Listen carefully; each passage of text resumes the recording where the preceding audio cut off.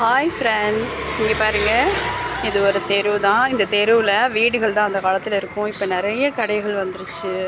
Economic தேவை தான், இல்லைன்னு சொல்லலை. அதே சமயம் அன்பு மாறாமலும் வாழ கற்றுக்கணும், சரியா? ஸோ நாம் நம்ம குடும்பத்தை நேசிக்கணும். கடவுள் நமக்காக கொடுத்த நம்ம பெற்றோர்கள், நம் சகோதர சகோதரிகள், நம்மளுடைய கணவன்மார்கள், மனைவிமார்கள், குழந்தைகள், பேரன் பேத்திகள், பாட்டி தாத்தான்னு நிறைய உறவுகள் இன்றைக்கி இருக்காங்க. அவங்களையும் மதிக்க கற்றுக்கணும்.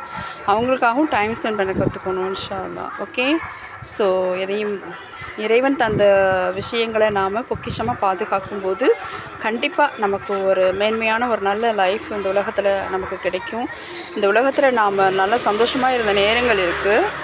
நிறைய நிம்மதியாக இருந்திருக்கோம், நிறைய கண்டு கழிச்சிருக்கோம். ஸோ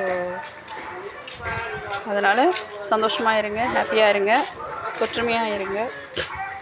கண்டிப்பாக நல்ல லைஃப். நம்ம இந்த மாதிரி இருந்தாலே இதான் நல்ல லைஃபே வேறு. ஓகேயா? தேங்க்யூ. நெக்ஸ்ட் வீடியோவில் சந்திக்கிறேன். பாய் பாய்.